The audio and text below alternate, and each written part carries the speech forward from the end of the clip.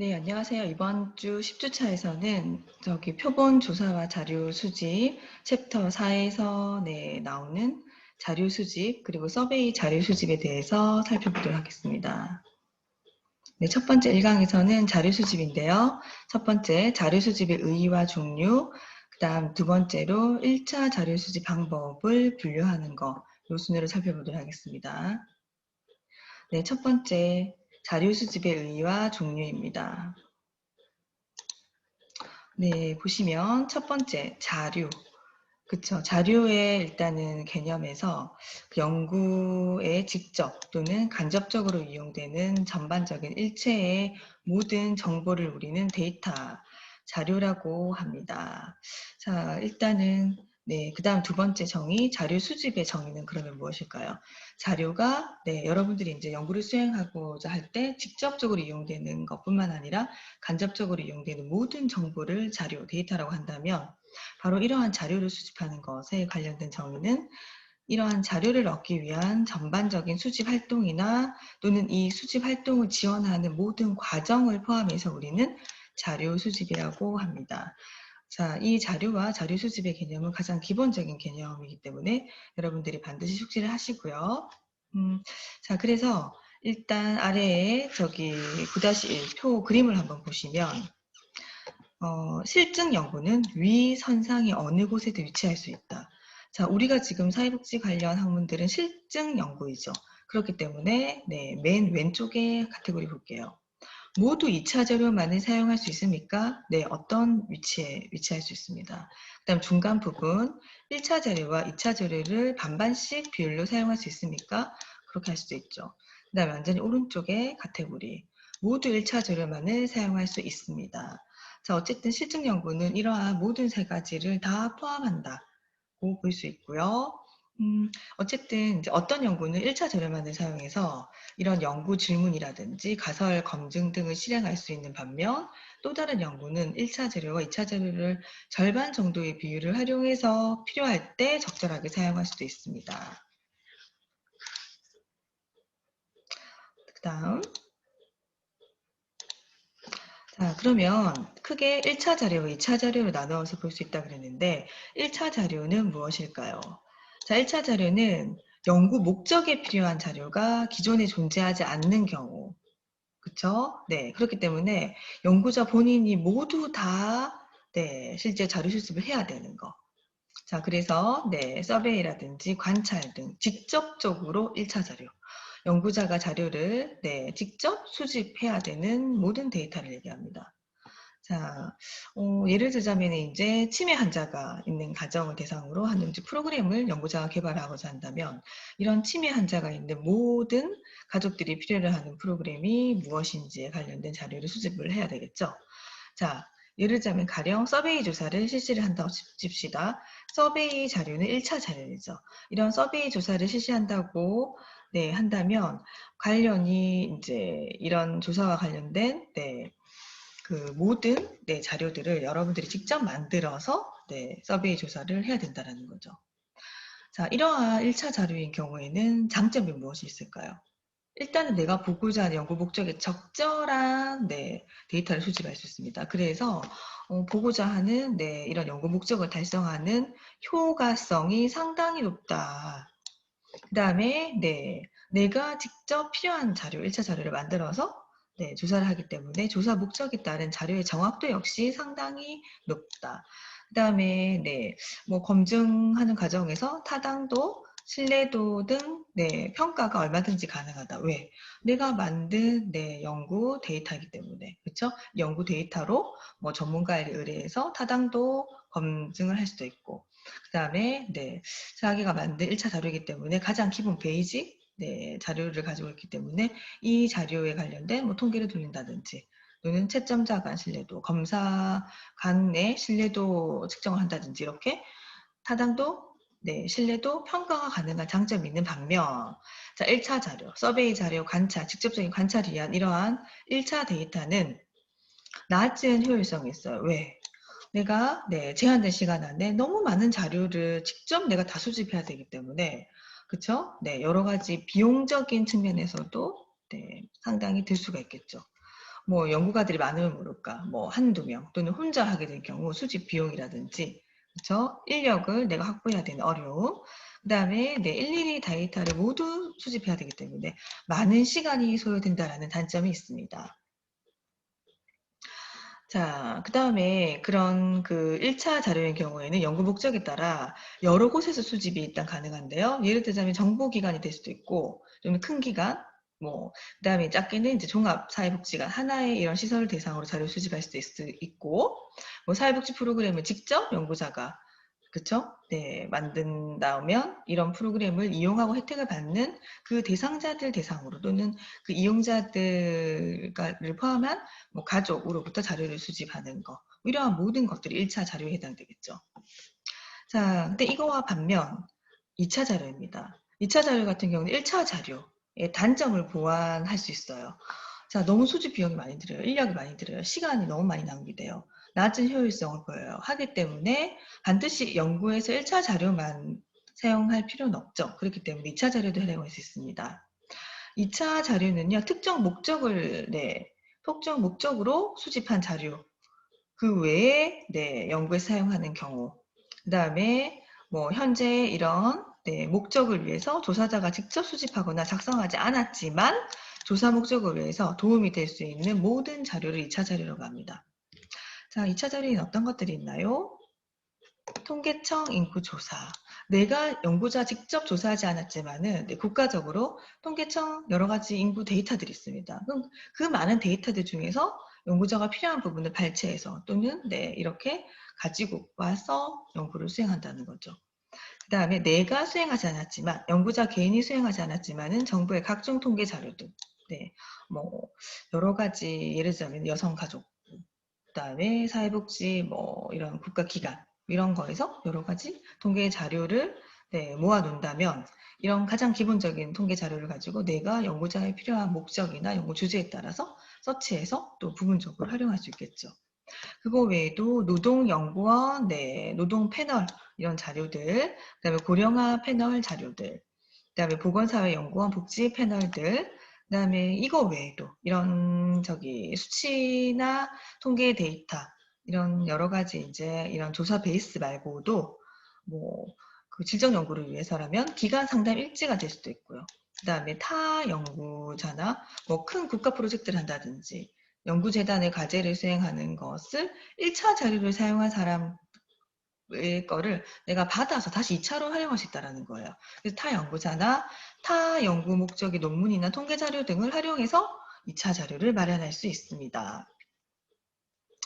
자, 예를 들자면은, 그 치매 노인에 관한 연구를 하기 위해서 노인 요양시설이나 노인 전문 병원에 기록되어 있는 치매 환자들에 관련된 기록지를 어디서, 그쵸, 요양시설이나 요양 전문 병원에서, 그들이 1차 자료를 해놓은 거를 내가 연구자가 활용하기 위해서, 얻어서, 그쵸, 부분적으로 활용해서 그 기록들을 데이터 분석을 할 수도 있겠죠. 네. 어쨌든 이러한 2차 자료는요, 또 세분화됩니다.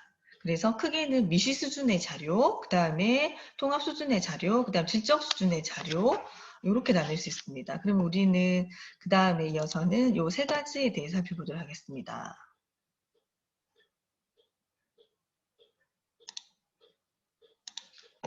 자, 좀 전에 배우셨던 이렇게 뭐 큰 기관이나 작은 기관이나 또는 개인이 이제 다른 사람이 연구해놨던 결과물, 그다음 어떤 다른 기관, 뭐 이런 여러 가지 데이터, 2차 자료들을 내가 활용할 수 있다고 그랬죠.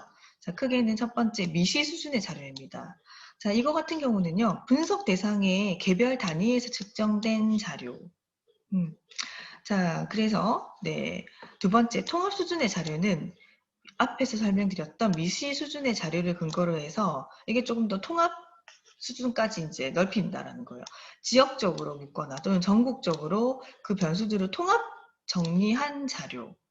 그 다음에 세 번째는 질적 수준의 자료입니다. 질적 수준의 자료는 수치화, 뭐 통계화, 수량화 할 수 없는 일련의 일지라든지, 그렇죠? 이렇게 기록물들, 뭐 사진 자료들, 모든 자료를 우리는 질적 수준의 자료라고 봅니다. 자, 그러면 하나씩 조금 더 구체적으로 살펴보자면, 첫 번째, 미시 수준의 자료인 경우에는 그 분석 대상의 개별 단위 측정된 자료라고 했죠. 그래서 지금 이 미시 수준의 자료 같은 경우는 어떤 것들이 될 수 있나요? 뭐 개인 연구가, 그러니까 타 연구자가 해놨던 이런 개별적인 자료 같은 경우가 굉장히 미시 수준의 자료였죠. 예를 들어서 각 가구의 13세 이하의 아동 수를 조사하는 자료가 여기에 해당되는데, 일반적으로는 네, 전국의 개인 가구를 대상으로 굉장히 네, 이렇게 넓은 범위의 통계청 자료를 가지고 있다면, 여기에서 미시 수준의 인구학적 특성을 조사하는 네, 그 인구, 네, 뭐 선서스라는 이런 기관, 그다음에 통계청과 같은 정부 하에서 이런 자료들을 시행하고 발표하고 있는데, 내가 그 많은 데이터 중에서 미시 수준의, 그쵸, 대상도 뭐 13세 이하의 아동, 이렇게 그 조사에 해당되는 데이터를 빼서 자료를 모을 수 있다는 거예요. 그다음 두 번째, 자, 통합 수준의 자료는요, 이렇게 굉장히 미시 수준의 자료를 근거로 하지만 이것을 어떻게, 네, 통합 수준의 자료를 이렇게 개별 단위로 측정할 수 있는지에 대해서 알 수가 잘 없게 된다 했었을 경우에는, 네, 한 부분적인 연령이나 계층을 하지 않고 뭐 우리나라 노인 인구 비율, 남녀 비율 등 굉장히 통합 수준의 이렇게 넓은 범위에서 전국 단위, 지역 단위로 넓혀서 네, 이 데이터를 가지고 온다면 이것은 통합 수준의 자료가 되겠죠. 그 다음에 미시 수준도 아니고 통합 수준도 아닌 나머지 자료들은 다 질적 수준의 자료인데요. 특히 이 질적 수준의 자료는 네, 수치화, 통계화 또는 뭐 그 이렇게 양적인 네, 데이터로 볼 수 없는 나머지 모든 서면 자료들을 얘기한다고 그랬죠. 예를 들자면 어느 노인 네, 전문 요양시설에서 근무하는 사회복지사가 치매 노인에 대한 프로그램 일지를 오랫동안 몇 년간 기록해놨다면 그거를 내가 네, 물론 타인의 어떤 기관에서 서치를 해놓은 건데 내가 연구자의 필요에 따라서 그거를 받아서 네, 이 데이터 질적 자료를 분석한다면은 이것 또한 2차 자료 중에서 질적 수준의 자료가 되겠습니다.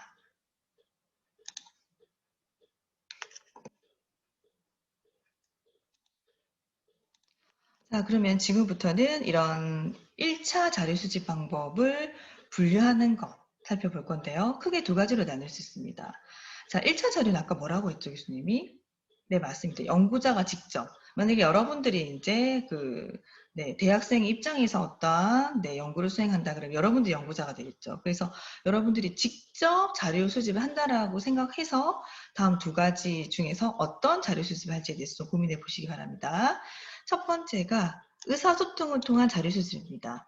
자, 요거 같은 경우는 네, 접촉하는 형태에 따라서 네, 서베이 조사, 우편 조사, 대인 면접 또는 전화 면접, 그 다음에 네, 전자 조사 등으로 나눌 수 있습니다.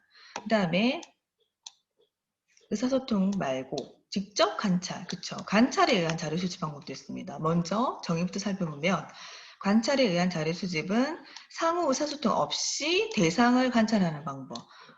네, 그래서 네, 예를 들자면 어린이집에 아이들이 뭐 어떻게 폭력 행동이 일어나는지를 관찰하고 싶다. 그럼 연구자는 자연스럽게 그냥 그 어린이집 한 교실에 들어가는 거예요. 그래서 네, 이들에게 내가 니네를 뭐 폭력 행동을 관찰하겠어라는 사전 예고 없이 네, 의사소통 없이 그런 아동들을 쭉 관찰하는 거예요. 그래서 말다툼이 일어난다, 어떤 싸움이 일어난다, 폭력 행동이 일어난다는 것을 관찰해서 쭉 관찰 일지를 적는 거. 자, 경우에 따라서는 대상자의 행동을 관찰자가 아닌 기계에 의한 기록도 이 관찰 자료집에서는 가능하다고 봅니다. 자, 그러면 이 두 가지 자료 수집 방법의 장단점을 좀 더 자세히 보고자 하는데요. 자, 첫 번째, 의사소통을 통한 자료 수집 방법은 네, 여러 가지 그 서베이 조사나 우편, 뭐 대인 면접, 그쵸? 네, 전화 면접 이런 방법들이 있다 그랬죠. 이런 1년의 1차 그쵸 자료 수집 접촉을 통한 이러한 그 자료 조사 방법의 장점은 첫 번째 융통성이 있습니다. 뭐 여러 가지 내가 직접 조사했기 때문에 그쵸. 뭐 연구의 범위를 정할 수도 있고 처음 예상에는 500명을 하기로 했는데 해보니까 300명 갖고도 충분하더라. 뭐 이렇게 다양하게 케이스 수를 줄일 수도 있고, 그 다음에 나는 처음엔 5가지 질문을 네, 전화 면접을 통해서 물어봤는데 두 가지 정도 더 추가해서 네, 알아볼 필요가 있더라. 이렇게 융통성 있게 조절할 수 있습니다. 그 다음에 내가 직접 소통을 하면서 조사하는 거기 때문에 속도나 그쵸 이런 것도 조정할 수 있고요. 네, 어쨌든 비용 측면에서도 유리합니다. 자, 그래서 일단 융통성이 높다라는 얘기는 여러 형태의 자료 수집에 여러 가지 다양한 방법들을 적용할 수 있다라는 장점이 될 수도 있고요. 그 다음에 연구 대상자들의 태도, 의도, 또는 의식, 여부, 동기, 행동 등에 관련된 자료 수집에서는 의사소통에 의한 수집 방법이 훨씬 더 선호가 되죠. 그 다음 또 경우에 따라서는 유일한 자료 방법이 될 수도 있습니다. 어쨌든 그래서 이렇게 융통성 있게 사용할 수 있다. 이게 의사소통 서베이나 우편조사나 대인 면접, 전화 면접 이러한 방법의 가장 큰 장점이 될 것입니다. 그럼에도 불구하고 이 의사소통에 의한 자료 수집은 단점이 있는데요. 보시면 연구 대상자가 이제 틀린 정보를 제공할 경우 걸러낼 방법이 없다. 의사소통을 거부할 가능성이 있습니다. 자, 지금 이제 코로나 시대라서 전화 인터뷰, 면접 조사를 국가기관이나 아니면 개인 연구가들이 이렇게 하게 되는데 하기 싫으면은 바쁩니다. 이런 식으로 거부를 할 가능성이 있다는 거죠. 그렇죠? 그다음 서베이 조사 역시도 저희들이 학생들에게 300부 가량 돌렸는데 실제로 200명들은 응답을 하지 않는다. 그래서 계속 설문조사를 해주세요라는 거를 요청을 본부에서도 많이 하잖아요. 이렇게 거부한다고 한다면은 조사할 방법이 없습니다. 그 다음에 또 더 큰 단점은 질문 방식에 따라서 연구 대상자의 답변에 상당히 많은 영향을 받을 수 있다라는 단점이 있습니다.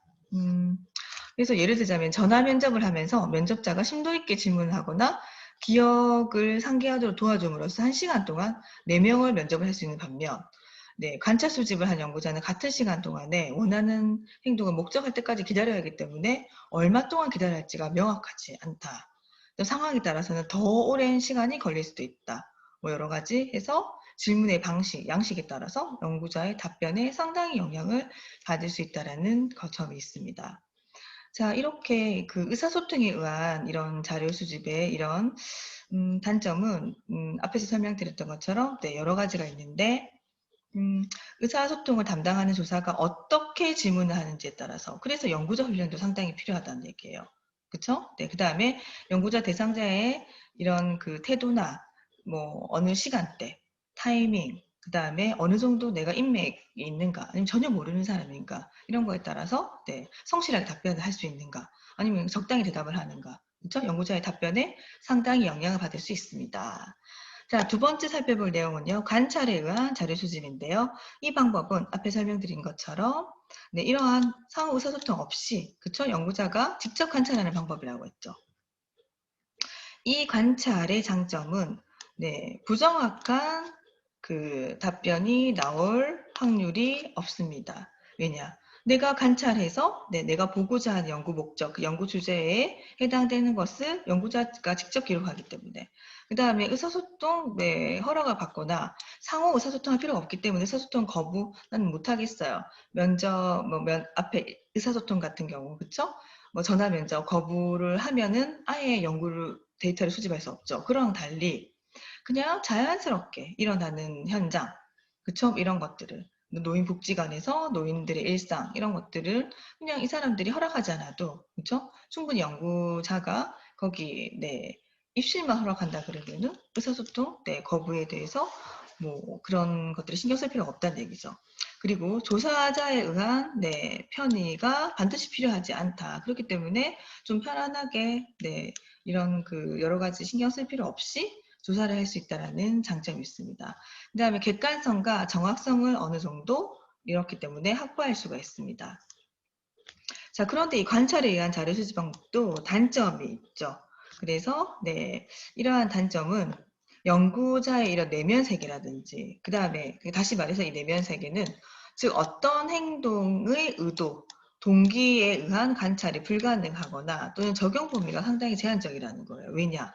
겉으로 보이는 행동만 가지고 우리가 관찰할 수 있기 때문에 그래서 저 행동을 할 때 그 노인이 그 관찰했던 어린이집의 아동이 왜 그 폭력 행동을 일으키는지 또는 그 노인이 왜 외로움을 이 노인복지기관에서 보이는지 외로움이라고 하는 것은 연구자가 단정 지을 수 있겠죠. 그래서 겉으로 보이는 행동만 내가 할 수 있기 때문에 이런 그 행동의 의도나 동기 왜 이런 일이 일어나는지 또는 어떤 현재 생각을 하고 있는지 그렇죠. 아무래도 의사소통에 의한 직접적인 그 연구 대상이 나한테 줄 수 있는 메시지까지는 담을 수 없다라는 게 관찰에 의한 자료 수집에서의 가장 큰 단점이라고 볼 수 있습니다.